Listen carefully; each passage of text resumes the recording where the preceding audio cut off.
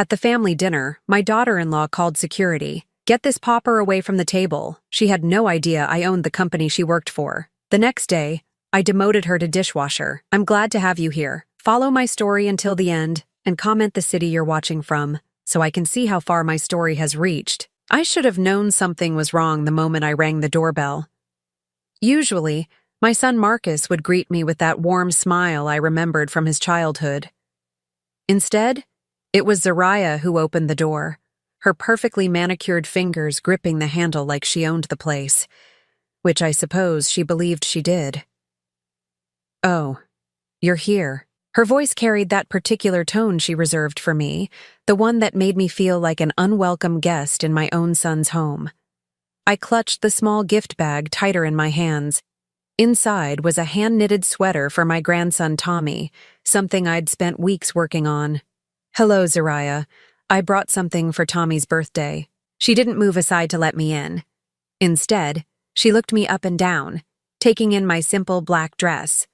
The nicest one I owned, though clearly not nice enough for her standards. "Marcus is still getting ready. The other guests are already here." Other guests.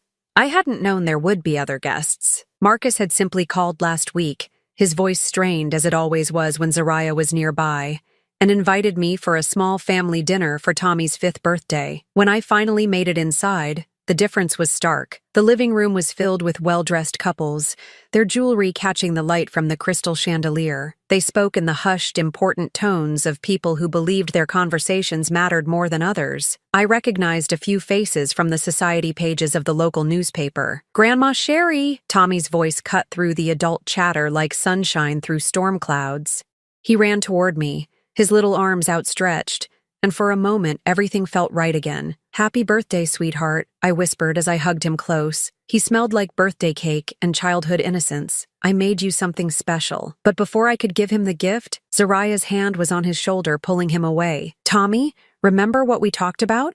Grandma needs to wash her hands first. Why don't you go play with your cousins?"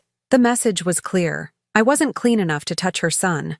Dinner was worse. The dining room table stretched endlessly, set with china I'd never seen before. Probably wedding gifts from Zariah's side of the family. I was seated at the far end, squeezed between an empty chair and Marcus's college friend, who spent the entire meal talking loudly about his latest business acquisition. Marcus caught my eye once during the appetizer course. He offered a weak smile, but when Zariah whispered something in his ear, he looked away. My heart sank a little deeper. "So, Sherry." Zariah's voice rang out across the table during the main course, causing conversations to pause. "Marcus tells me you're still working at that little cleaning company." The way she said "little" made it sound like something distasteful. Several guests turned to look at me, their expressions a mixture of pity and curiosity. I felt heat rise to my cheeks. "I own a business, yes," I replied quietly, not wanting to cause a scene. Zariah laughed, a sound like ice clinking in a glass. "Oh, how sweet. A business." She turned to the woman beside her. "Sherry does office cleaning. Very humble work."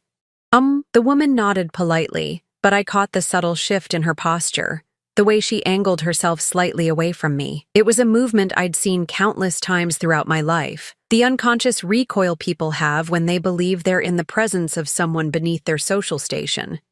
I tried to eat, but each bite felt like sand in my mouth.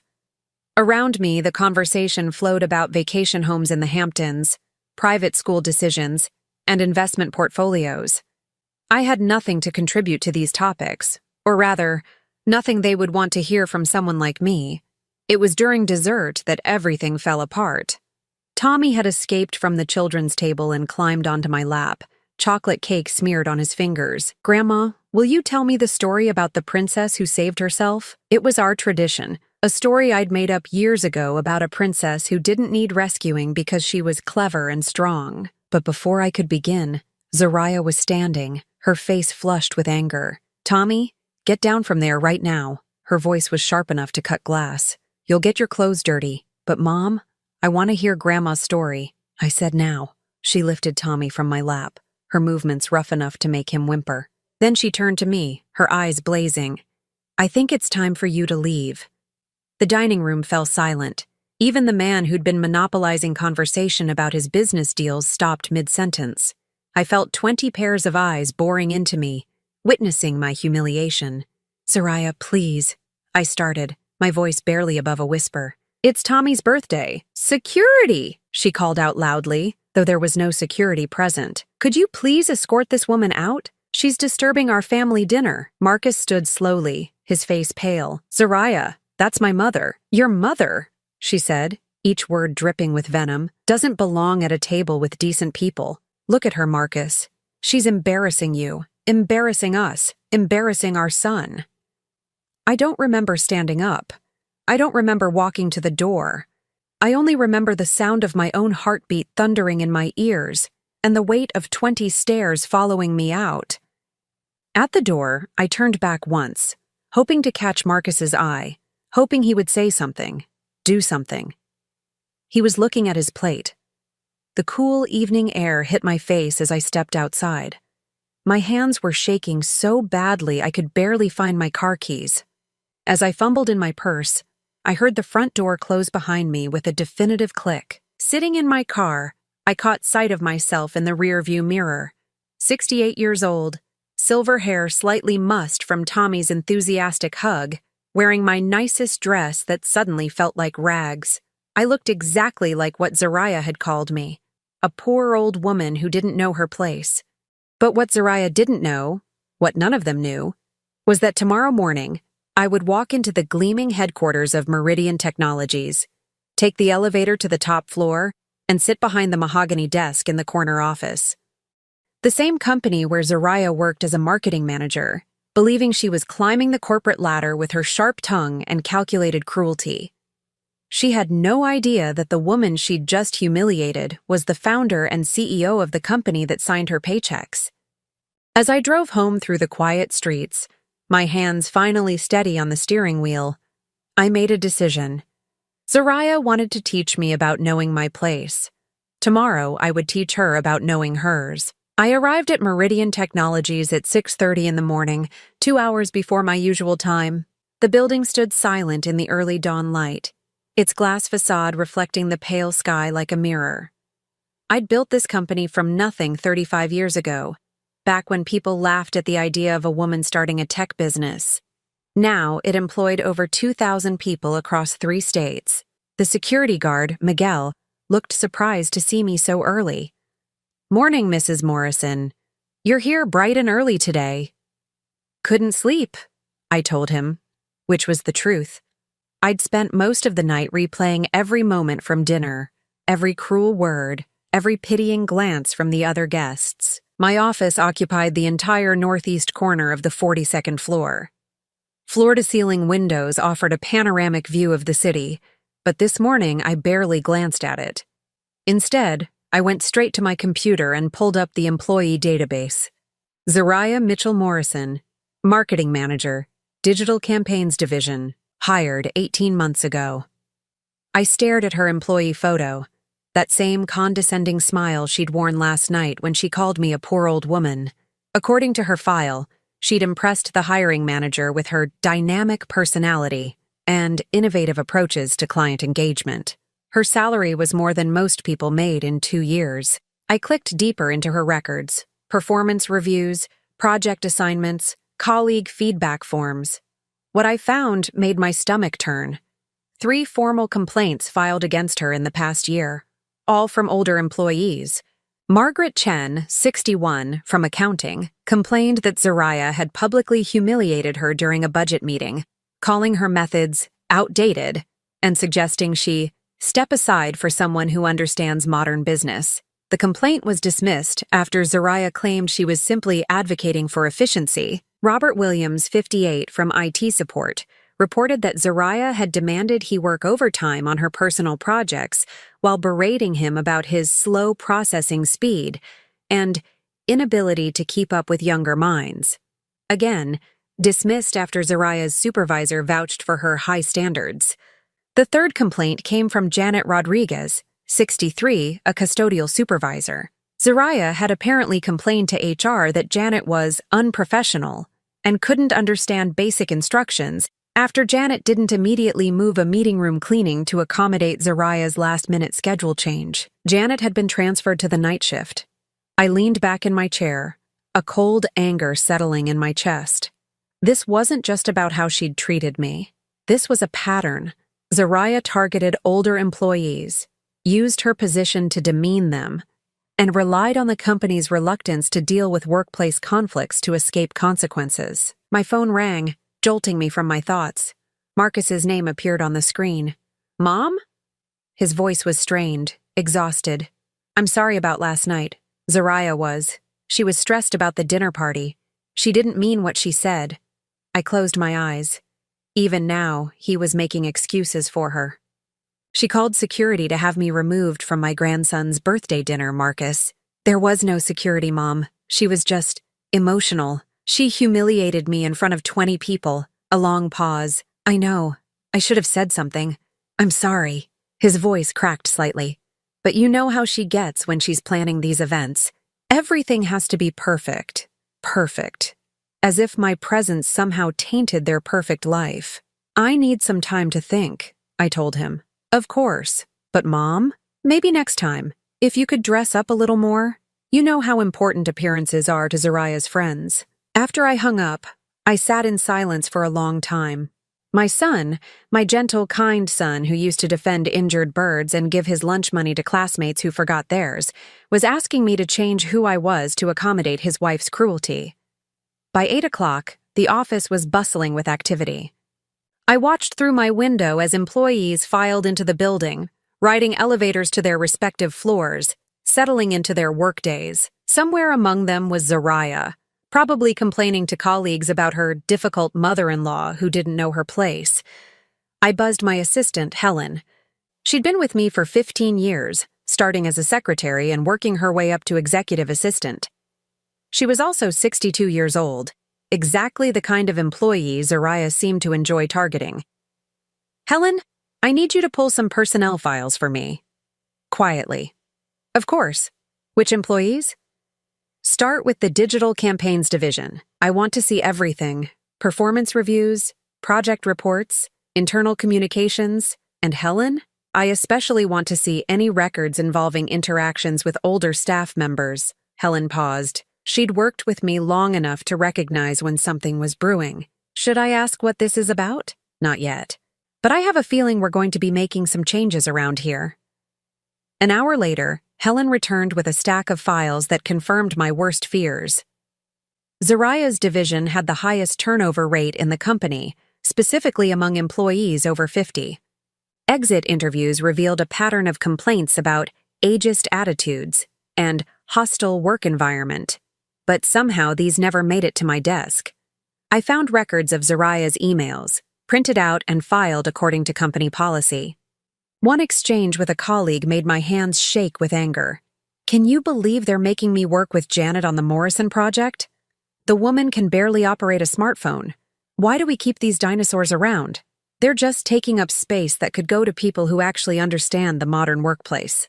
The Morrison project, a campaign for a new client that Zariah had claimed credit for, earning herself a substantial bonus. Janet Rodriguez, the 63-year-old custodial supervisor who'd been transferred to nights, had developed the initial concept during a brainstorming session that included support staff. I picked up my phone and dialed extension 4247. "Human Resources. Jennifer speaking. Jennifer, this is Sherry Morrison. I need to see you in my office immediately, and bring the organizational chart for the digital campaigns division." 20 minutes later, Jennifer sat across from my desk, her face pale as I outlined what I'd discovered. "Mrs. Morrison, I had no idea the situation was this extensive. Some of these complaints should have been escalated to your office immediately." "They should have been," I agreed, "but they weren't, which tells me we have more problems than just one employee. However, right now I want to focus on Zariah Mitchell Morrison." Jennifer nodded nervously. "What would you like me to do?" I leaned forward, my decision crystallizing. "I want her transferred immediately, today." "To which department?" I thought about Janet Rodriguez, working the night shift because Zariah found her inconvenient. I thought about Margaret Chen, publicly humiliated for using methods that had worked successfully for decades. I thought about Robert Williams, forced to work overtime on personal projects while being called slow and outdated. Food services, dishwashing. Jennifer's eyes widened. Mrs. Morrison, that's quite a significant demotion. She'll certainly file a grievance. Let her. Tell her it's part of a new company initiative to have management personnel understand all aspects of our operation. Tell her it's temporary, pending restructuring of her division. And if she refuses? I smiled, but there was no warmth in it. Then she can find employment elsewhere. I'm sure there are plenty of companies that would appreciate her. Dynamic personality. After Jennifer left, I stood at my window, looking down at the street 42 floors below. People moved like ants, each focused on their own small piece of the world, unaware of the larger forces shaping their days. Tomorrow, Zariah would report to the basement cafeteria. She would put on a hairnet and wash dishes in industrial sinks, working alongside the people she'd dismissed as dinosaurs and obstacles. She would learn what it felt like to be looked down upon, to have her value questioned, to be treated as if she didn't matter. And she would do it all without knowing that the woman she'd humiliated last night was the one holding her future in her hands. I picked up my phone to call the cafeteria manager. There was work to be done. The cafeteria in the basement of Meridian Technologies hummed with the constant noise of industrial dishwashers and food preparation. Steam rose from massive sinks where dishes were scrubbed and sanitized before being loaded into commercial washers. It was honest work, the kind that kept a company running, but invisible to most of the people who benefited from it. I stood in the service corridor, wearing a maintenance uniform I'd borrowed from the facilities department. At 68, I could easily pass for one of the older cleaning staff members. My silver hair was tucked under a baseball cap, and I carried a clipboard to complete the disguise. Zariah had been here for 3 days. Through the kitchen service window, I watched her struggle with the industrial spray nozzle, her designer manicure already chipped and ruined. She wore the standard-issue hairnet and plastic apron, but her face bore an expression of barely contained rage that made several of her coworkers give her a wide berth. "This is absolutely ridiculous," she muttered to Maria, the woman working beside her. "I have a master's degree in marketing. I was managing a 7-figure campaign portfolio. Now they have me washing dishes like some common what?" Maria interrupted, her voice sharp. She was about 55, with calloused hands that spoke of years of hard work. "You think this work makes us less than you?" Zariah's face flushed. "That's not what I meant. I just meant that I'm qualified for something better." "We're all qualified for something, honey," said Janet Rodriguez, who was preparing vegetables at the next station. I recognized her from the files, the woman Zariah had complained about, who'd been transferred to the night shift. Janet didn't know that her tormentor was now standing just a few feet away. But there's dignity in any honest work. Zariah rolled her eyes when Janet wasn't looking. Easy for her to say. She's probably been doing this her whole life. I felt my jaw clench. Even here, even reduced to washing dishes herself, Zariah couldn't resist looking down on others. My phone buzzed with a text from Marcus. "Mom, Zariah's going through a rough patch at work. Some restructuring thing. She's really stressed. Maybe we could have dinner this weekend? Just the 3 of us?" I typed back, "I'll think about it." But I already knew my answer. Watching Zariah these past 3 days had shown me that her cruelty wasn't just reserved for family dinners. It was who she was, woven into the fabric of her character. On the 4th day, I decided to get closer. I entered the kitchen during the lunch rush, when the noise and chaos would provide perfect cover. I approached the dish pit where Zariah was working, now looking thoroughly defeated. Her blonde hair hung limp beneath the hairnet, and there were dark circles under her eyes. "Excuse me?" I said, deliberately roughening my voice and adding a slight accent. "I need to clean the floor around your station." Zariah barely glanced at me. "Whatever, just don't get in my way." I began mopping around her feet, positioning myself close enough to hear her conversation with Luis, a young man who'd been trying to help her adjust to the work. "I don't understand why they're making me do this," Zariah complained, scraping food remnants off a plate with unnecessary force. It's probably that dried-up old bitch from HR. She never liked me. Louise shook his head. Jennifer's actually pretty fair. Maybe it really is just temporary, like they said. Temporary my ass, Zariah snapped. This is punishment for something. I just can't figure out what. She gestured around the kitchen with a soapy hand. Look at this place. Look at these people. I don't belong here. Hey, Louise said quietly. These people work hard. They're good people. Zariah let out a bitter laugh. Good people? Louise, wake up. These are the people who couldn't make it anywhere else. They're here because they don't have the skills or intelligence to do anything better. I stopped mopping, my grip tightening on the handle. Around us, the kitchen continued its rhythmic chaos, but I felt like I was standing in a bubble of silence, processing what I'd just heard. That lady over there, Zariah continued, nodding toward Janet, probably never even finished high school. And that woman with the accent who was here earlier, probably illegal. They should be grateful for any work they can get. Louise looked uncomfortable. Zariah, that's not what? Not true? Zariah's voice rose slightly. Look, I know it sounds harsh, but some people are meant to lead, and some people are meant to follow. Some people are meant to create value, and some people are just maintenance. Just maintenance. As if the people who kept the company running, who ensured that employees like her former self could focus on their important work, were somehow less human. I resumed mopping, moving methodically around the kitchen, listening to Zariah continue her commentary on her co-workers. She criticized Maria's English, called Louise naive for defending the older workers, and made snide remarks about Janet's appearance. The worst part, she said as she rinsed a stack of plates, is that my mother-in-law probably loves this. She's probably sitting in her little apartment, laughing about how her successful daughter-in-law got knocked down a peg. My blood ran cold. Even here, even while suffering the consequences of her own actions, she was thinking about how to blame others. Your mother-in-law? Louise asked. Oh, she's this pathetic old woman who thinks the world owes her something just because she's old. She showed up to my son's birthday party dressed like she was going to a garage sale, embarrassed my husband in front of all our friends. I had to ask her to leave. The way she told it, she was the victim, the wronged party. There was no mention of calling security, no acknowledgement of the humiliation she'd inflicted. In Zariah's version of events, she was simply a woman protecting her family from an embarrassing relative.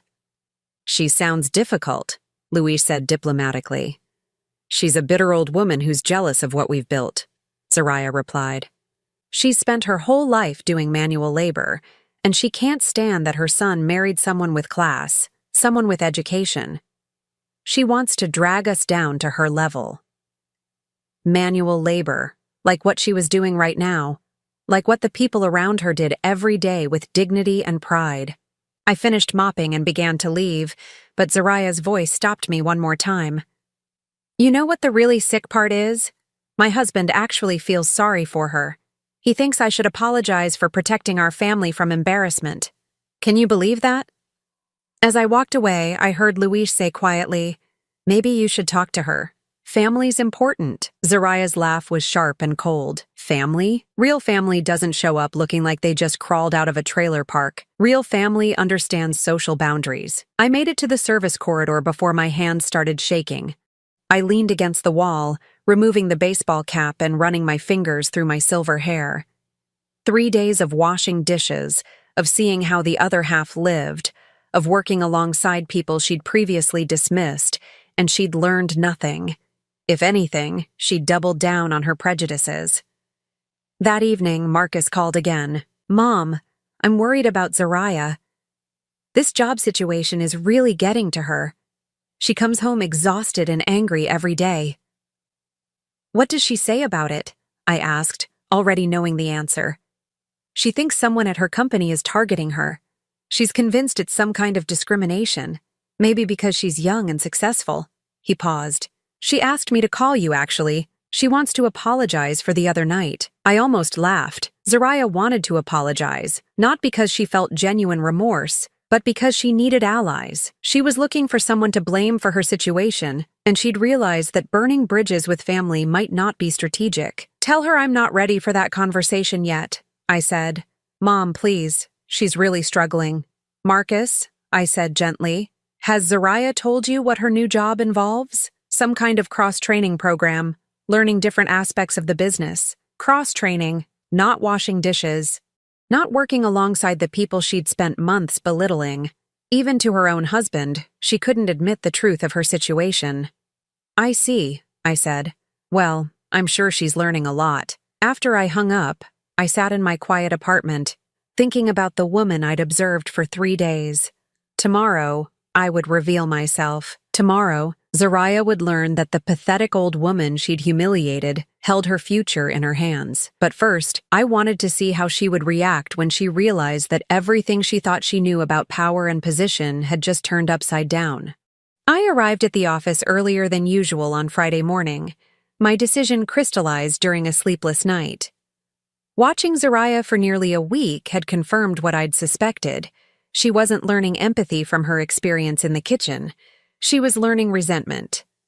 Helen looked up as I entered, noting the determined set of my shoulders. What can I do for you today, Mrs. Morrison? I need you to arrange a meeting. Zariah Mitchell Morrison, my office, 10 o'clock. I paused at my door. And Helen? Make sure she comes up in the main elevator. I want her to walk through the executive floor. At exactly 10 o'clock, Helen's voice came through the intercom. Mrs. Morrison, your 10 o'clock is here. Send her in.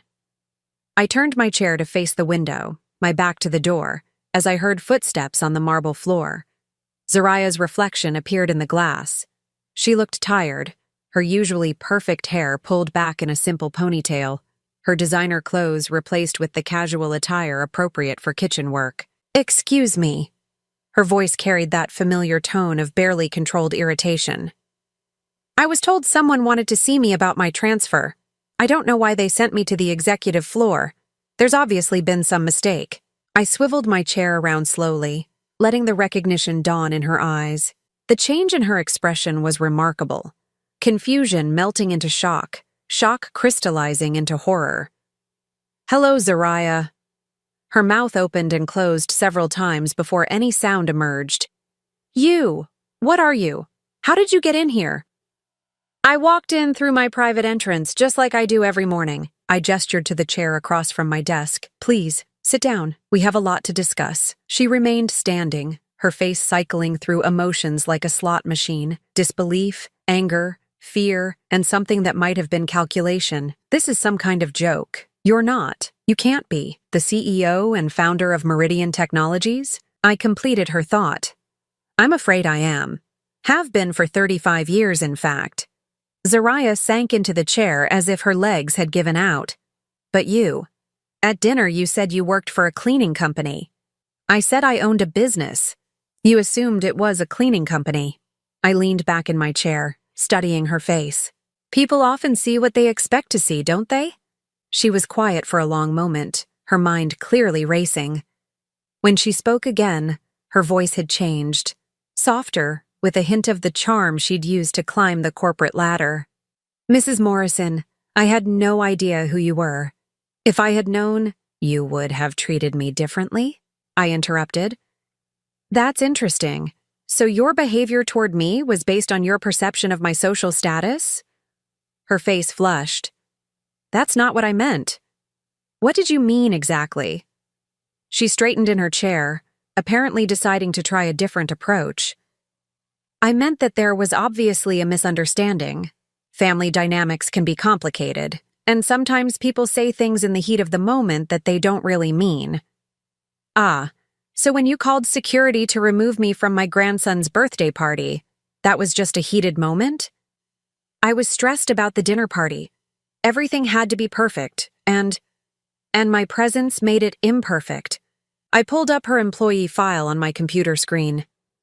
Tell me, Zariah, do you remember Margaret Chen? The sudden change of topic caught her off guard. Who? Margaret Chen, 61 years old, accounting department.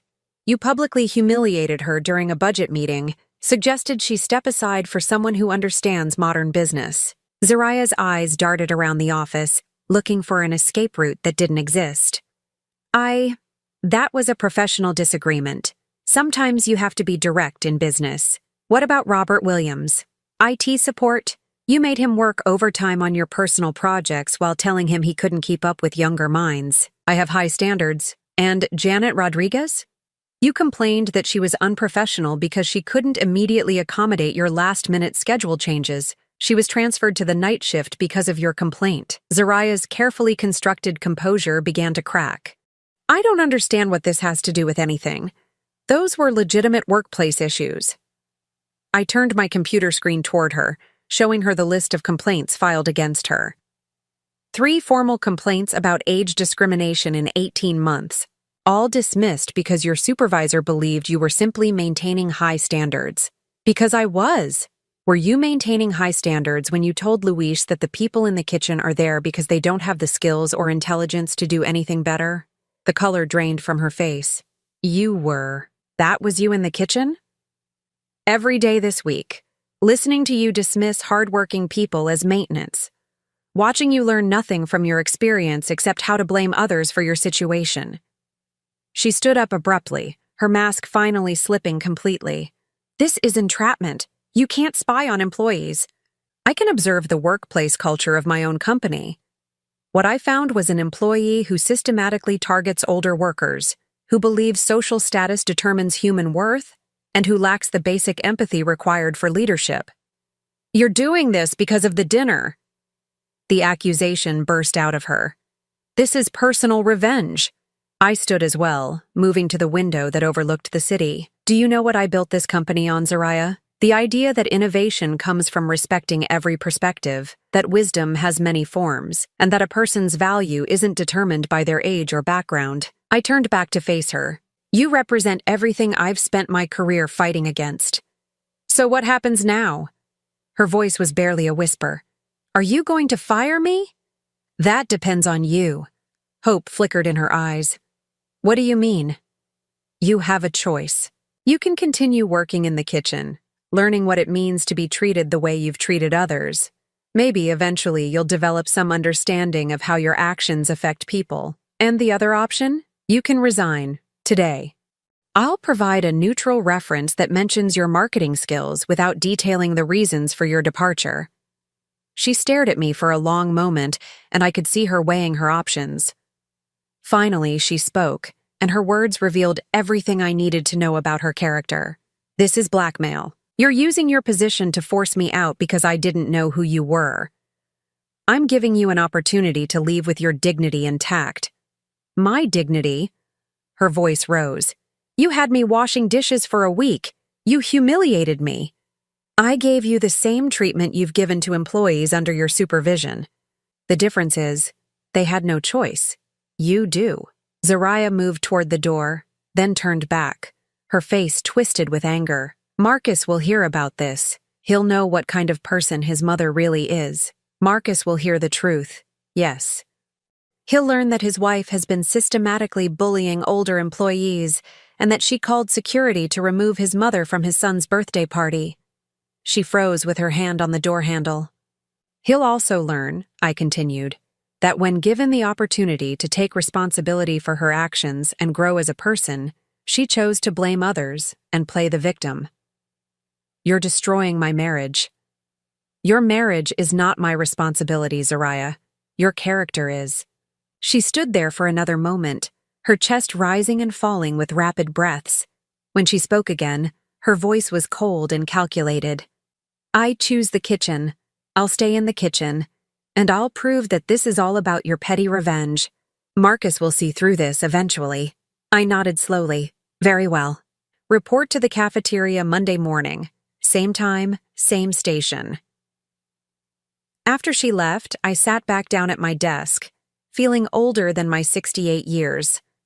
I'd hoped that revealing the truth would shock her into self-reflection, that she might choose to use this as an opportunity for growth. Instead, she'd chosen defiance and delusion. She would return to the kitchen not to learn, but to endure. She would paint herself as the victim of a vindictive old woman, never acknowledging that her current situation was the direct result of her own cruelty. My phone buzzed with a text from Marcus. Can we have lunch today? Zariah has something she wants to tell you. I looked at the message for a long time before responding. I'm afraid I'm quite busy today. Perhaps another time. Because I already knew what Zariah wanted to tell me. She wanted to confess her identity, to leverage our family connection to escape the consequences of her actions. She wanted to turn Marcus against me by painting herself as the victim of my unreasonable expectations. But that conversation would come on my terms, not hers. And when it did, Marcus would learn some uncomfortable truths about the woman he'd married and the mother he'd failed to defend. The reckoning was far from over. The call came on a Tuesday evening, 3 weeks after my confrontation with Zariah. Marcus's voice was strained, carrying the weight of someone who'd finally been forced to see an uncomfortable truth. "Mom, we need to talk. All three of us." I set down my teacup, noting the tremor in his voice. "About what, specifically?" "About Zariah's job situation. About what happened at Tommy's birthday. About everything." He paused, and I could hear muffled voices in the background. Zariah coaching him, no doubt. "She told me who you really are. And how do you feel about that?" A long silence, confused, angry. "I don't understand why you didn't tell me you owned the company where she works. You never asked what kind of business I owned, Marcus. You assumed, just like she did." "That's not the point, Mom. The point is that you've been manipulating her employment, punishing her because of personal family issues." I closed my eyes. Even now, even knowing the truth, he was defending her. "Is that what she told you?" "She told me you've been making her wash dishes for weeks as some kind of revenge. That's not the mother I know." "Then perhaps you don't know me as well as you think. Just like you don't know your wife as well as you think." "What's that supposed to mean?" "It means we should have this conversation in person. Tonight. My apartment, 8 o'clock. They arrived 15 minutes late. Zariah had clearly spent time preparing. Her hair was styled, her makeup perfect, her clothing carefully chosen to project an image of professional competence, undermined by personal persecution. Marcus looked tired, caught between two women he was supposed to love but clearly didn't understand. I served coffee in my small living room, the same modest space where I'd lived for the past 10 years. The contrast between this apartment and their sprawling suburban home wasn't lost on any of us. "Mom," Marcus began, settling onto my worn sofa. "Zariah has told me some disturbing things about what's been happening at her work. I'm sure she has." I remained standing, my hands clasped behind my back. "What exactly did she tell you?" Zariah leaned forward, her expression a careful blend of hurt and determination. "I told him that you've been using your position to humiliate me.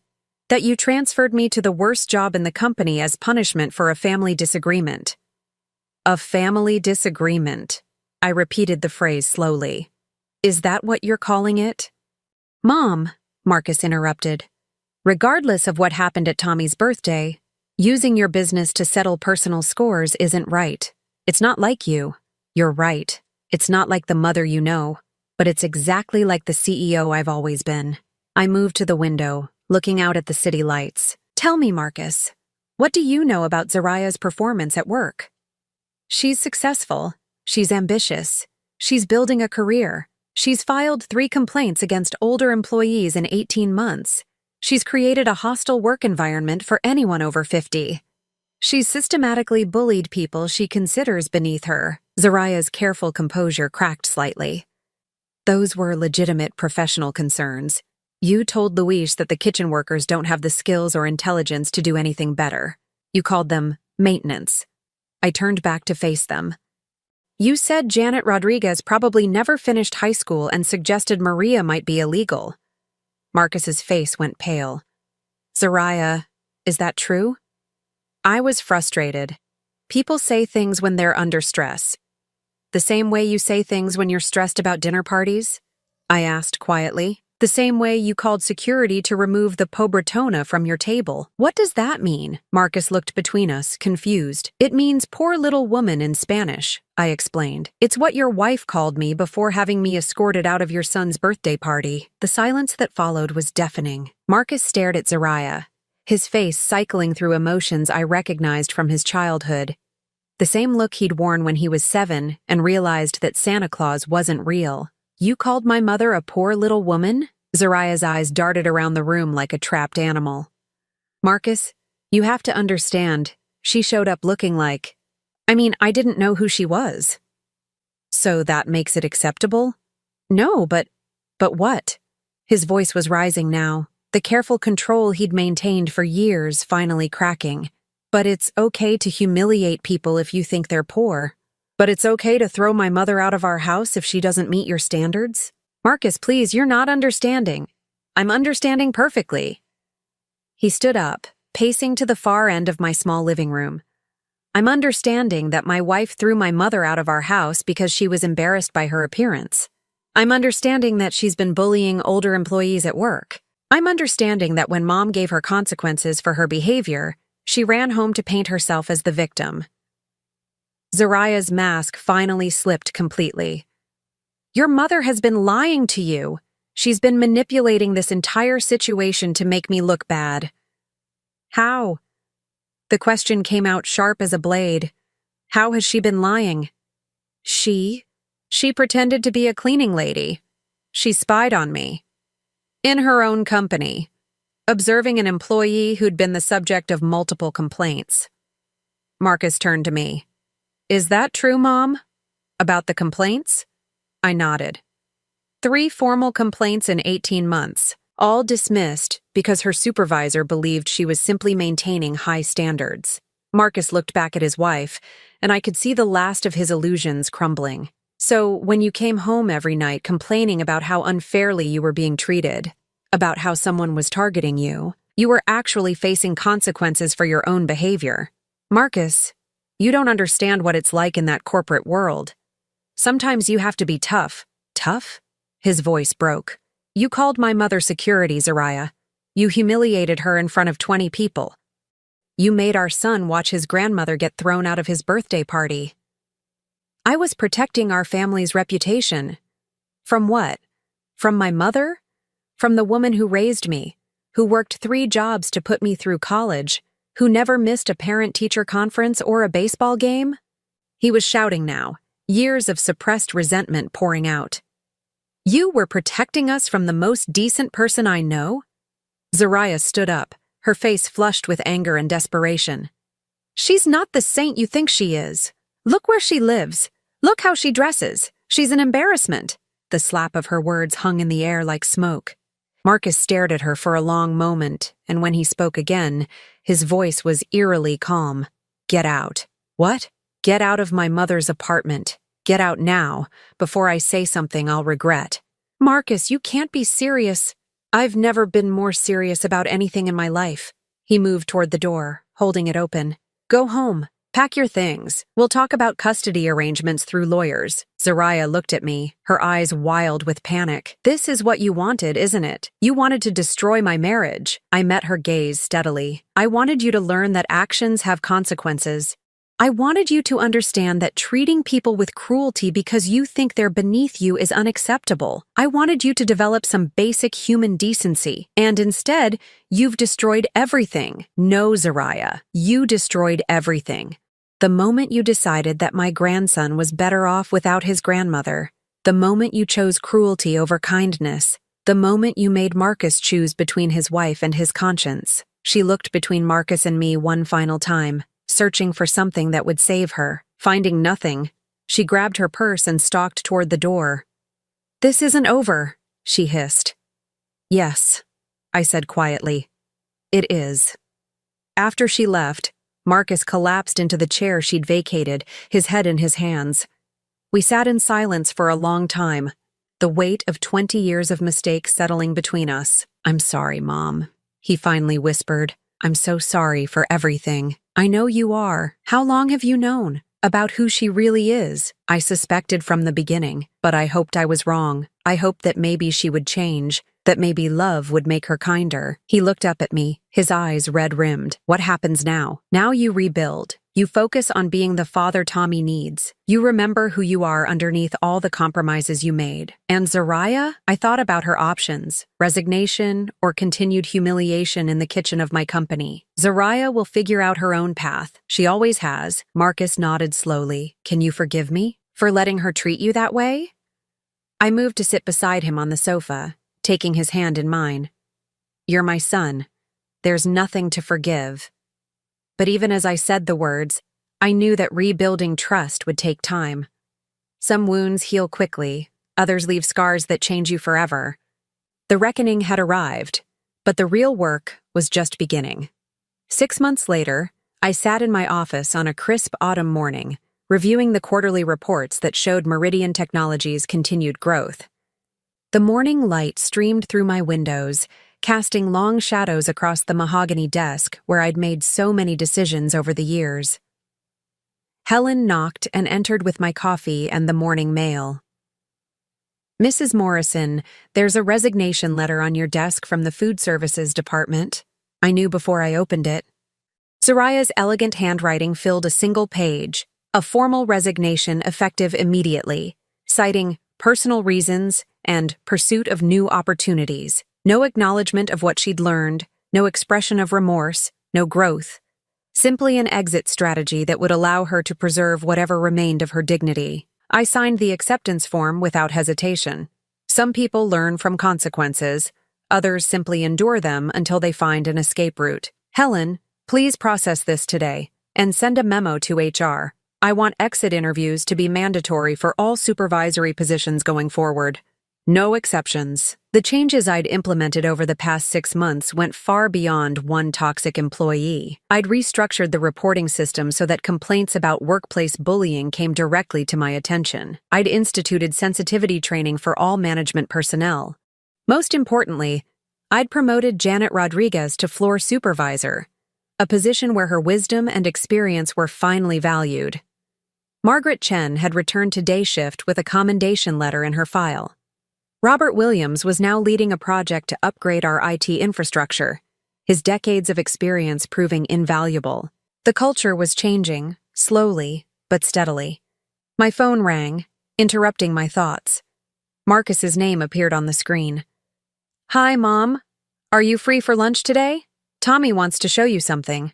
The relationship with my son had healed gradually, like a bone that had been broken and needed time to grow strong again. The divorce had been swift. Zariah had moved back to her parents' house in another state, apparently deciding that starting over somewhere else was preferable to facing the consequences of her actions in a town where people knew the truth. Of course, the usual place? "Actually, Tommy wants to have a picnic in the park. He's been practicing something for you." An hour later, I spread a blanket under an oak tree while Tommy raced around the playground, his laughter echoing across the grass. Marcus looked healthier than he had in years, the constant tension finally gone from his shoulders. "Mom, watch this," Tommy called out, hanging upside down from the monkey bars with the fearless confidence that only 5-year-olds possess. "Be careful, sweetheart," I called back, my heart swelling with the simple joy of being allowed to worry about him again. Marcus settled beside me on the blanket, unpacking sandwiches from a paper bag. "He asks about you every day. When is Grandma coming over? Can Grandma teach me to bake cookies? Can Grandma tell me the princess story?" "And what do you tell him?" "That Grandma is busy building castles and slaying dragons." He smiled, the first genuine smile I'd seen from him in years. "He's decided you're the most powerful person he knows." I laughed, watching Tommy navigate the playground equipment with determination. Smart boy. Too smart sometimes. Last week he asked why Mommy moved away. I didn't know what to tell him. This was the hardest part, protecting a child's innocence while maintaining honesty. "What did you say?" I told him that sometimes grown-ups make mistakes, and sometimes those mistakes mean they have to live in different places for a while. Marcus pulled out juice boxes, his movements careful and deliberate. He asked if she was coming back, and I told him I didn't know. Is that terrible? Should I have been more definitive? I reached over and squeezed his hand. You told him the truth in a way he could understand. That's all any parent can do. Tommy ran over, breathless and glowing with excitement. Grandma, come see the castle I built in the sandbox. I let him pull me toward his creation, an elaborate structure of sand and sticks that would have made any architect proud. As I admired his work, I noticed other families around us, grandparents pushing swings, parents chasing toddlers, the beautiful chaos of ordinary life.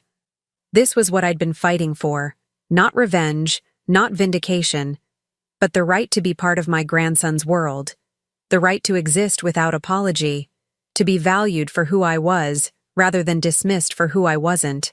That evening, as Marcus and Tommy drove away, I stood in my small apartment looking at the photos that covered my walls. Pictures of Tommy at various ages, Marcus graduating from college, holiday celebrations from before Zariah entered our lives. But there were new photos now too, recent ones of Tommy and me baking cookies, building blanket forts, reading stories, a life reclaimed. My phone buzzed with a text from Luis, the young man from the kitchen who'd become an unexpected friend. Mrs. Morrison, wanted to let you know that Maria's grandson graduated high school today. First in his family to finish. She wanted to thank you for the scholarship program you started. I smiled, typing back, "Give her my congratulations. Hard work deserves recognition." The scholarship program had been my latest initiative, funding education for the children and grandchildren of longtime employees. People like Maria, who'd spent 20 years ensuring that Meridian Technologies ran smoothly, deserved to see their families thrive. Another text arrived, this one from Janet Rodriguez. Night shift supervisor position opened up in Building B. Interested in applying. Could use a reference from someone who knows my work ethic. I laughed out loud, typing back, "I might know someone who could help with that." As the sun set over the city, I made myself a simple dinner and settled onto my couch with a book. The apartment was quiet, but it wasn't the oppressive silence of isolation. It was the comfortable quiet of peace. I thought about Zariah, wherever she was now, and felt something I hadn't expected, not satisfaction in her downfall, but sadness for the opportunities she'd wasted. She could have learned from her experience in the kitchen. She could have developed empathy, grown as a person, rebuilt her relationship with Marcus on a foundation of mutual respect rather than social climbing. Instead, she'd chosen to see herself as a victim, to blame others for consequences she'd brought upon herself. Some people spend their entire lives running from accountability, never realizing that the freedom they seek can only come from taking responsibility for their choices. My phone rang one final time. Marcus again. "Mom, Tommy wanted me to call and tell you good night. He's worried you might be lonely." I heard my grandson's voice in the background.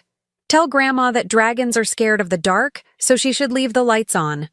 "Tell him I'll leave the lights on," I said, smiling. "And Marcus, thank you." For what? For choosing to see the truth when it mattered. After we hung up, I did indeed leave a small light on in the kitchen, not because I was afraid of dragons, but because Tommy worried about me, and being worried about was a privilege I'd almost lost.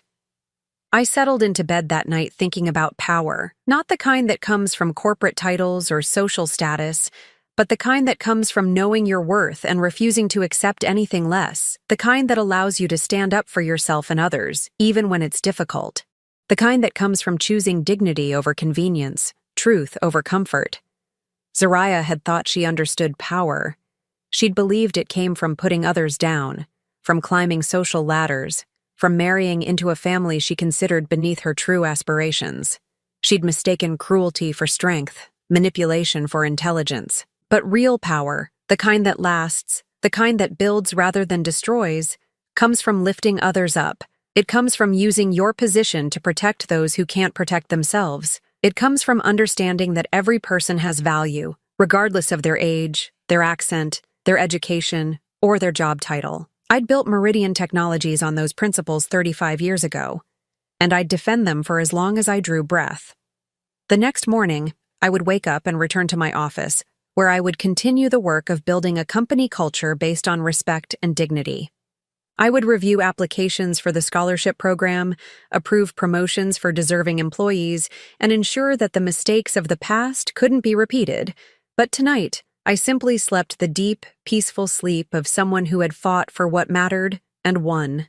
Not through revenge or retaliation, but through the quiet, persistent application of consequences and the unwavering belief that everyone deserves to be treated with basic human decency.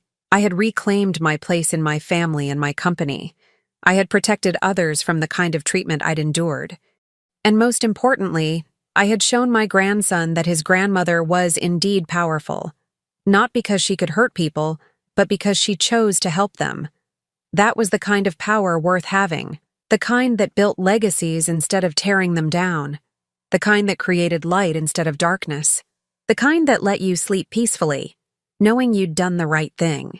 Now I'm curious about you who listened to my story. What would you do if you were in my place? Have you ever been through something similar? Comment below, and meanwhile I'm leaving on the final screen 2 other stories that are channel favorites, and they will definitely surprise you. Thank you for watching until here.